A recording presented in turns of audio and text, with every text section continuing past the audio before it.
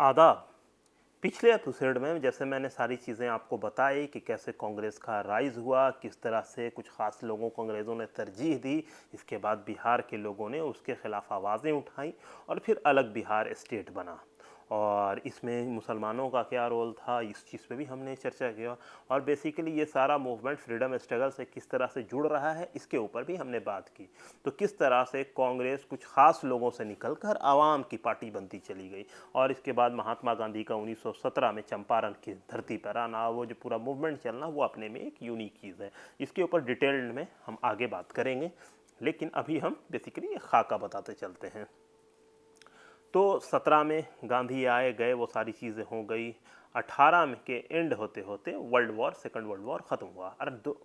और 18 में ही हसन इमाम को जो बिहार कांग्रेस के संस्थापक भी थे, उसके प्रेसिडेंट भी थे, उनको नेशनल कांग्रेस का प्रेसिडेंट बनने का शर्फ हासिल हुआ। ये बिहारियों के लिए फ़ख्र की बात थी कि पहली बार कोई बिहारी इंसान किसी बड़ी सेंट्रल पार्टी का प्रेसिडेंट बनने जा रहा था। तो 1918 में वो प्रेसिडेंट बनते हैं।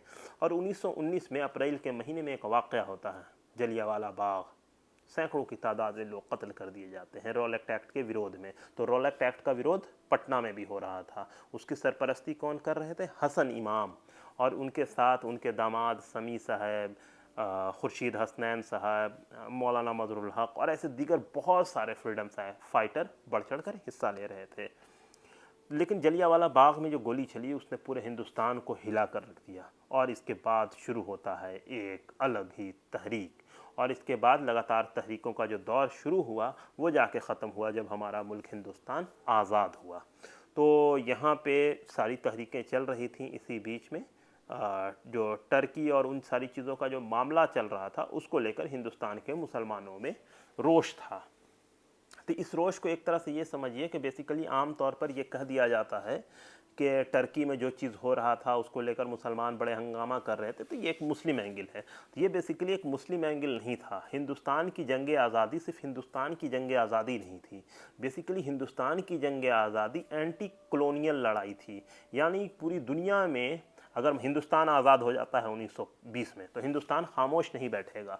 हिंदुस्तान का बेसिकली मकसद फिर ये होता कि दुनिया के और जो खित्ते में जिसे कॉलोनी बना रखी है साम्राज्यवादी ताकतों ने, उसके खिलाफ आवाज़ उठाना। बेसिकली यही एक मकसद था हिंदुस्तान का। हिंदुस्तान के बाहर में जो भी क्रांतिकारी काम कर रहे थे, सारे लोगों का एक मकसद था कि पूरी दुनिया से जो कॉलोनियल पावर है उसको उखाड़ फेंकना। तो उसमें हिंदुस्तान में भी उसका असर दिखता था। यानी जो इलाका गुलाम है, जिस इलाके पे जुल्म हो रहा है, उसके खिलाफ हिंदुस्तान में भी एहतजाज होता था। और ये हर हिंदुस्तानी करता था। यानी मज़हब, दीन और जाति और फ़िरक़ा से ऊपर उठकर ये होता था। तो यहीं पे जब इटली ने लीबिया पे हमला किया तो त्रिपोली डे मनाया गया। जब रशिया ने ईरान पे हमला किया तराबलस पे, तो तराबलस डे बनाया गया।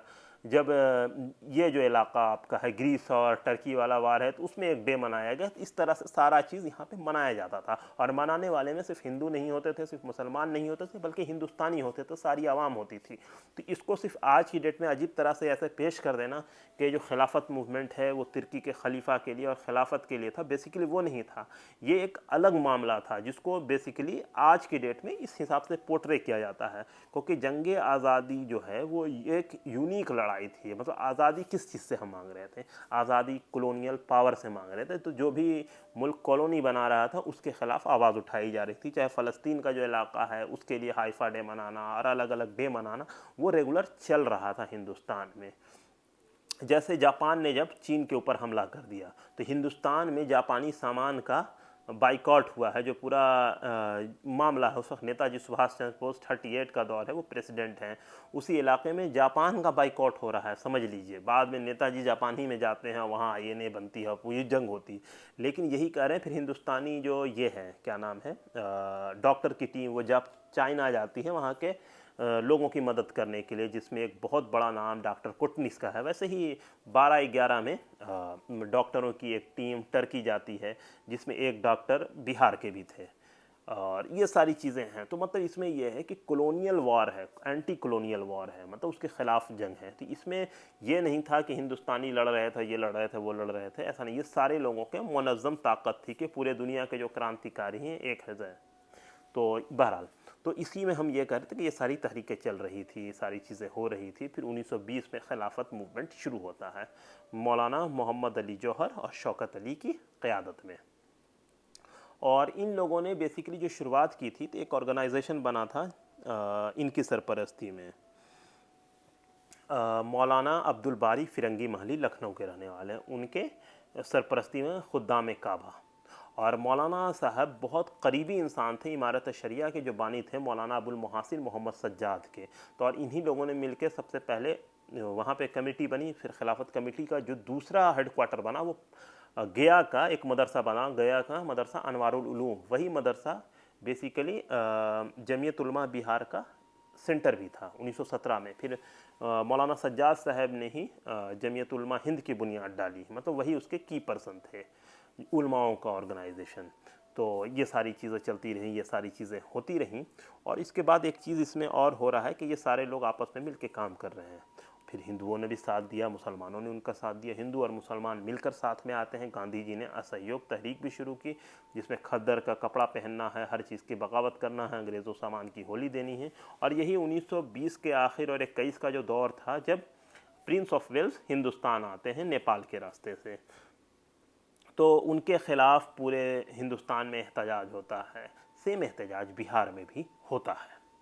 तो बिहार में बहुत सारे लोगों को गिरफ़्तार किया जाता है। तो इसमें मैं बहुत सारे लोगों का जिक्र कर सकता हूँ, इसमें एक इंसान का जिक्र कर रहा हूँ। मौलवी खुर्शीद हसनैन पेशे से वकील थे।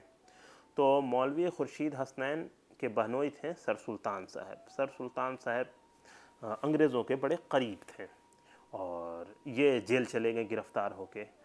तो अब ये थोड़ा साला बहनोई का रिश्ता, बड़ा कन्फ्यूज़न, क्या मामला किया जाए तो क्या। तो अब गए सर सुल्तान उनसे जेल में मिलने के लिए। तो अब ये उस वक्त तक मिलने को तैयार नहीं कि जब तक सर सुल्तान खद्दर का कपड़ा पहन के जेल में नहीं आएंगे हम उनसे नहीं मिलेंगे। उसके बाद मजबूरन सर सुल्तान को खद्दर का कपड़ा पहनकर ही जेल में जाना पड़ा और तब उनसे मुलाकात होती है।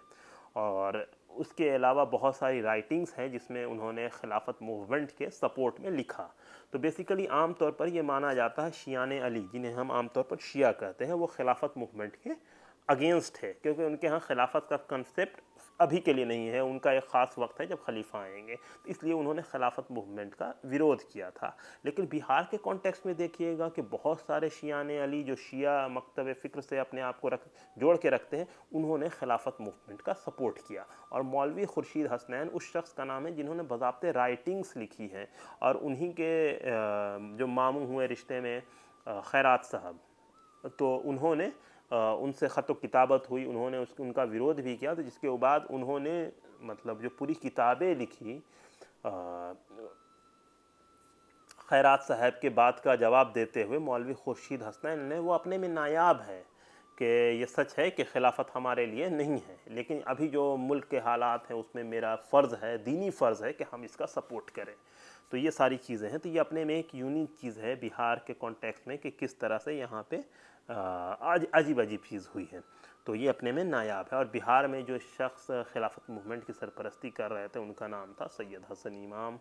और ये सारी तहरीकें चलती हैं। इसी बीच में क्या होता है, इमारत शरिया की बीच में ही बुनियाद डाली जाती है, जमीयत उलमा हिंद की बुनियाद डाली जाती है, ये सारी चीज़ें होती हैं। ऑल इंडिया खिलाफत कमेटी की बुनियाद डाली जाती है, तहरीकें चलती हैं, बिहार में लोग गिरफ़्तार होते हैं।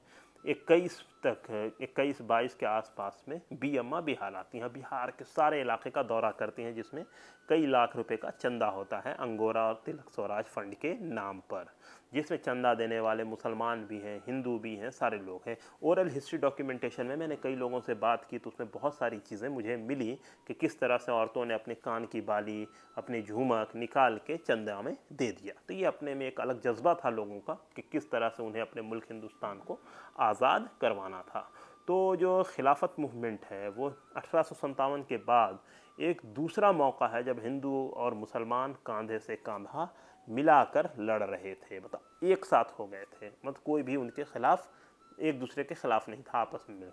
तो इससे अंग्रेज़ बड़े बौखला गए और उसके बाद शुरू हुआ दंगों का दौर। तो हम बेसिकली यहाँ पे फ्रीडम स्ट्रगल की बात कर रहे हैं, तो हम दंगों की स्टोरी पे बहुत ज़्यादा नहीं जाएंगे, तो हम इसी पे रहते हैं। और ये जो सारा पूरा वाक़या है तो 1923 के आसपास जाके ये जो पूरा मामला है जिसको कहते हैं असहयोग तहरीक, ये डाउन होती चली जाती है।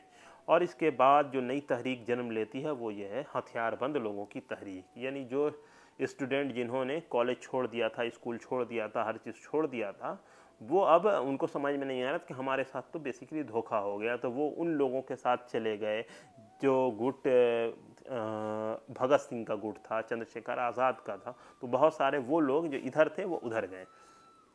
तो ये सारी चीज़ें हैं। तो बिहार में भी एक इदारा उस ज़माने में कायम हुआ, खैरू मियाँ की ज़मीन के ऊपर। कायम करने वाले शख्स का नाम है मौलाना मदरुल हक, वह है सदाकत आश्रम और बिहार विद्यापीठ। आज भी ये इदारा कायम है बिहार में, दीघा के इलाके में। तो ये सारी चीज़ें उसी में, तो उसी में बच्चे आते थे, उसी में पढ़ते थे। तो और उनको चरखा चलाना, सूत काटना, ये सारी चीज़ें उनको सिखाई जाती थी। लेकिन जिस तरह से इस तहरीक को वापस लिया गया तो बहुत सारी लीडरशिप में ही आपस में क्लैश हो गया, जिसमें मौलाना मदरुल हक की ही लाइफ को देखा जाए तो जो इंसान इसको लीड कर रहा था वही इन चीज़ से नाराज़ थे, और उन्होंने कुछ राइटिंग्स ऐसी लिख दी थी जिसके बाद उनका अखबार मदरलैंड में जिसके वजह कर उनके ऊपर केस चला और उन्हें जेल भी जाना पड़ा। तो ये सारी चीज़ें हैं। इसके बाद गांधी जी से उनके इख्तलाफ हो गए। फिर 1930 आते आते बहुत बड़ी बिहार की मुस्लिम लीडरशिप गुजर गई, इंतकाल हो गई। सर फ़खरुद्दीन गुजर गए जो बिहार के एजुकेशन मिनिस्टर थे।